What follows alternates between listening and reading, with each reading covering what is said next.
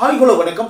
இன்னைக்கு திரைவிமர்சனம் நிகழ்ச்சியில நாம என்ன பண்ண பார்க்க போறோம்னா, வனிதா விஜயகுமாரோட டைரக்ஷன்ல அவரோட நடிப்புல வனிதா விஜயகுமார் ராபர்ட் மாஸ்டர் இறைஞ்சி நடிச்சு வெளியான படம் தான் மிஸ்ஸஸ் அண்ட் மிஸ்டர்.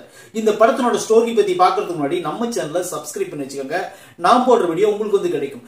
இந்த படத்தினோட தயாரிப்பாளர் யாருன்னு பாத்தீங்கன்னா ஜோவிகா விஜயகுமார். அதாவது விஜயகுமாரோடைய வனிதா விஜயகுமாரோடைய பொண்ணு அவங்க தான் இந்த படத்தை தயாரிச்சிருக்கிறாங்க. ஸ்ரீகாந்த் தேவா வந்து இந்த படத்துக்கு மியூசிக் போட்டிருக்காரு. இந்த படத்துல வந்து நிறைய பேர் நடிச்சுக்கிறாங்க. Robert master, Vanitha Vijayakumar, Shakeela, Aarthi, Ganeshkar, Sriman, power star Srinivasan, இன்னும் சொல்லிட்டு நிறைய பேர் நடிச்சுக்கிறாங்க. இந்த படத்தினோட ஸ்டோரி பத்தி பார்ப்போம். ஸ்டோரி என்னத்த சொல்றது, ஒரே ஒரு ஸ்டோரி தான். என்னன்னா 40 வயசான ஒரு ஆன்டில ஒரு பொண்ணு, இப்ப 45 வயசான ஒரு அங்கிள் இல்ல ஒரு பையன். இவங்க ரெண்டு பேரும் என்ன பண்றாங்கன்னு பாத்தீங்கன்னா, லவ் பண்ணி கல்யாணம் பண்ணிக்கிறாங்க ரொம்ப வருஷத்துக்கு முன்னாடி. இப்ப வந்து அவங்க ரெண்டு பேருக்கும் 45-40 ஏஜ் இருக்கு. இந்த பொண்ணுக்கு என்ன ஐடியானா, கூட இருக்கிற சக ஆன்டி தோழிகள் எல்லாம் என்ன பண்றாங்க பாத்தீங்கன்னா, வாழ்க்கையில வந்து நம்மளுக்கு எந்த பிடிப்புமே இல்லாத போயிடக்கூடாது, அதனால நீ என்ன பண்ற, ஒரு குழந்தை பெத்துக்கோ அப்படின்னு சொல்லிட்டு வனிதா விஜயகுமார் கிட்ட ஒரு அறிவுரை சொல்றாங்க. வனிதா என்ன பண்றாங்கன்னு பாத்தீங்கன்னா, நம்மளுக்குன்னு ஒரு குழந்தை இருந்துச்சுன்னா நம்மளுக்கு பிற்காலத்துல நம்ம தள்ளாடுற வயசுல நம்மளை காப்பாத்துமே அப்படிங்கிற ஒரு நல்ல எண்ணத்துல, ஒரு சூப்பரான ஒரு தூய்மையான ஒரு எண்ணத்துல ராபர்ட் மாஸ்டர் நெருங்குறாங்க. அதாவது கணவரை நெருங்குறாங்க. கணவரை நெருங்கின உடனே கணவர் என்ன பண்றாருன்னு பாத்தீங்கன்னா, எனக்கு வந்து இந்த குழந்தைங்க கான்செப்டே பிடிக்காது.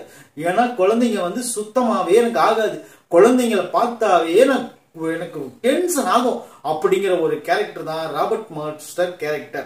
இப்ப என்ன ஆகுதுன்னு பாத்தீங்கன்னா, விஜயகுமார் பொண்ணுக்கும் வனிதா விஜயகுமாருக்கும் ராபர்ட் மாஸ்டருக்கும் ஆல்ரெடி கல்யாணம் ஆகி டைவர்ஸ் ஆகி இவங்க வேற ஒரு கல்யாணம் பண்ணி, இதெல்லாம் நிஜ வாழ்க்கையில நடந்தது.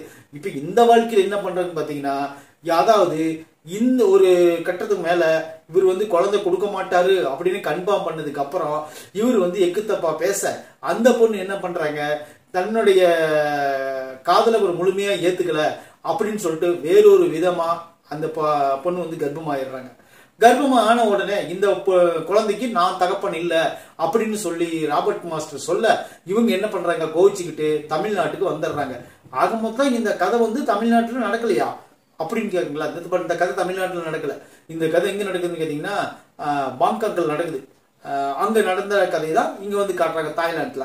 இப்ப என்ன ஆகுதுன்னு பாத்தீங்கன்னா, இந்த கதைக்கும் அந்த கதைக்கும் முடிச்சு போடுறாங்க. இந்த படத்துல சகிலா வந்து அம்மாவா நடிச்சுக்கிறாங்க வனிதா விஜயகுமாருக்கு. அது போல வனிதா விஜயகுமாரும் ஆர்த்தியும் ரெண்டு பேரும் அக்காளும் தங்கச்சி, அப்புறம் இன்னொரு பொண்ணு இருக்காங்க.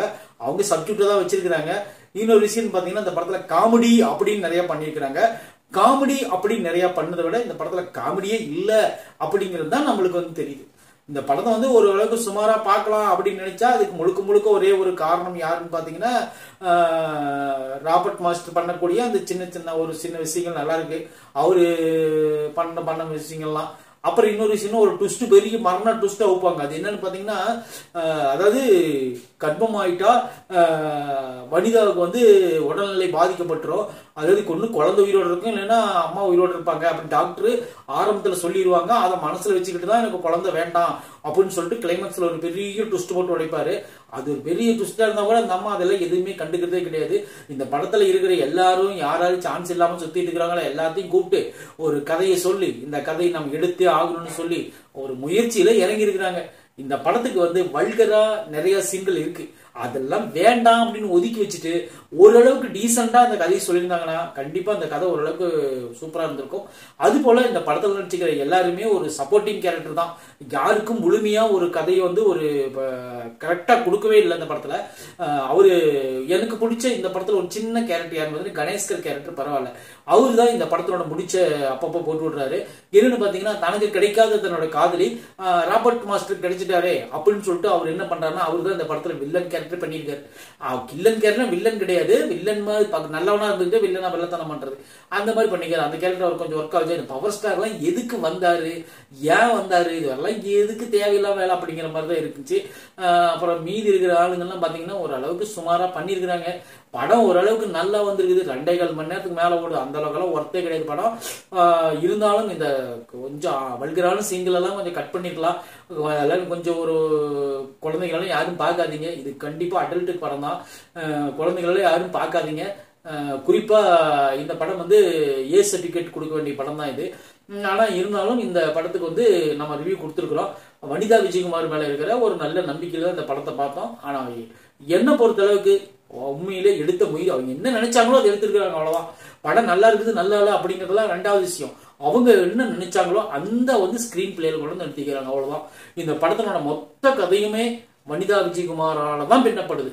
அந்த மாதிரிதான் இந்த படத்தை கதையை கொண்டு போயிருக்காங்க. இந்த படம் வந்து இலசுகள் எல்லாம் பார்த்து என்ஜாய் பண்ண முடிஞ்சா பண்ணுங்க, இல்ல என்ஜாய் பண்ண முடியலன்னா விட்டுருங்க. ஆனா அந்த படம் கொஞ்சம் ஏஜ் ஆனவங்களுக்கு, 45 வயசு மேல ஆனவங்களுக்கு கண்டிப்பா இந்த படம் ரொம்ப பிடிக்கும்.